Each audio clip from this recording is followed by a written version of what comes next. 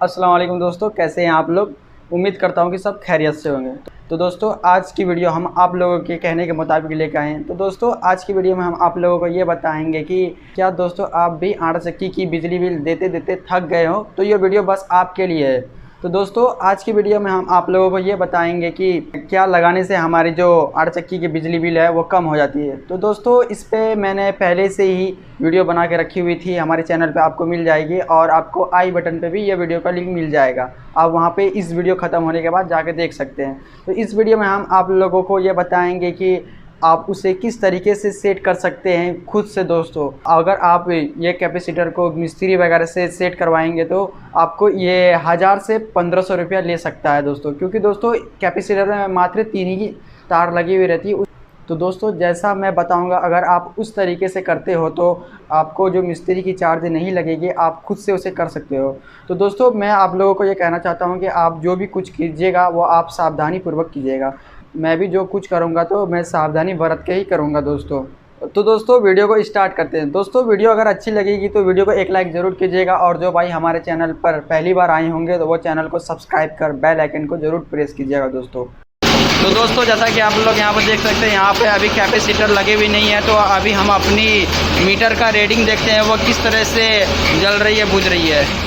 तो दोस्तों जैसा कि आप लोगों को यहाँ पे दिख रहा होगा, यहाँ पर जो हमारी मीटर की रीडिंग है वह तुरंत ही जल रही है और बुझ रही है। जैसा कि आप लोगों को यहाँ पर दिख रहा होगा, दोनों एक साथ चल रही है। ये रीडिंग जो है हमारी वो दोनों हो रही है फास्ट में। तो अब हम यहाँ पे कैपेसिटर को लगा के देखते हैं क्या कैपेसिटर लगाने से हमारी जो मीटर की रीडिंग है जो लाल लाल जल रही है और बुझ रही है, ये कम होती है या फिर नहीं होती है।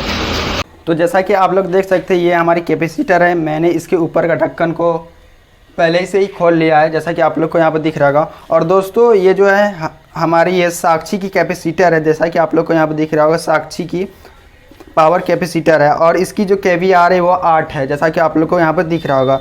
ये अलग अलग मोटर के लिए अलग अलग KVR की आती है। हमारी जैसे 10 HP की मोटर है, वो हमारे 10 HP के मोटर के लिए 8 KVR की ये मोटर आती है। आपका 15 HP 20 HP जितनी भी HP की आपकी मोटर होगी उस हिसाब से आपको KVR लेनी होगी। हर एक कैपेसिटर में आपको 3 को पोल दी हुई रहती है, जैसा कि आप लोगों को यहाँ पे दिख रहा होगा।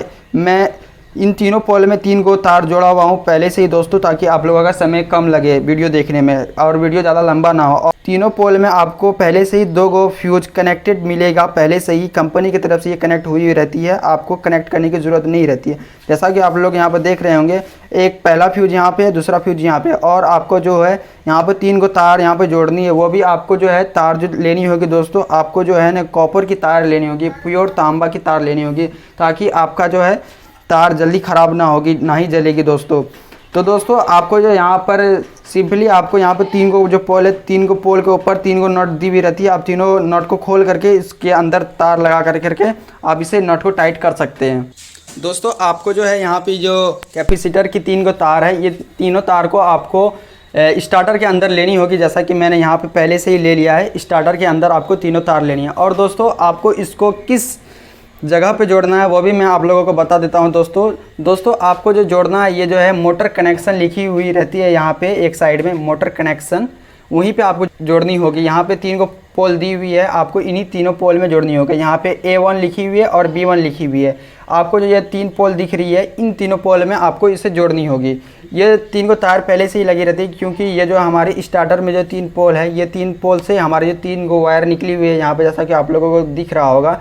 ये तीनों तार जो है हमारी मोटर में जाती है। और आप अभी कहोगे कि नहीं मोटर में तो हमारे 6 तार रहती है। हाँ 6 तार रहती है, लेकिन 3 को तार इस वाले 3 पोल से कनेक्ट रहती है। तो दोस्तों जैसा कि देख सकते हैं आप लोग, यहाँ पे मैं इन 3 पोल में से एक पोल का नट को यहाँ पे ढील कर रहा हूँ, खोल रहा हूँ, और इसी में हमें एक पहला तार यहाँ पे डालनी होगी।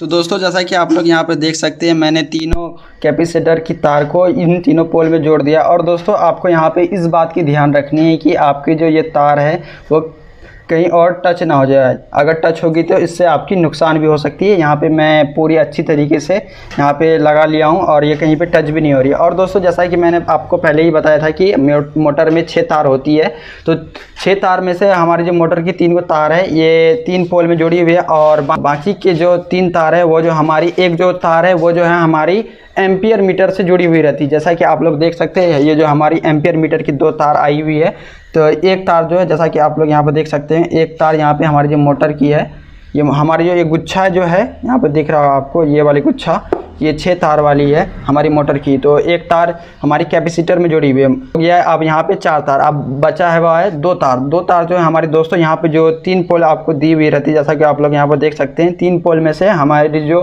मोटर की तार है और यहाँ पे जुड़ी हुई है। तो दोस्तों यहाँ पे 3 तार यहाँ पे, 2 तार यहाँ पे, 3 2 5 तार, एक तार जो है हमारी एम्पियर मीटर से जुड़ी हुई है, 6 तार होगी। और जो हमारी जो एक पोल जो बाकी है इसमें भी आप बोलोगे एक तार जुड़ी हुई है, ये तार जो है हमारी दोस्तों वो भी एम्पियर मीटर में जाती है। तो दोस्तों एम्पियर मीटर की एक तार जो है वो हमारी मोटर की तार से डायरेक्ट कनेक्ट रहती है और दूसरी तार जो है हमारी एम्पियर मीटर की वो इस वाली पोल से कनेक्ट रहती है।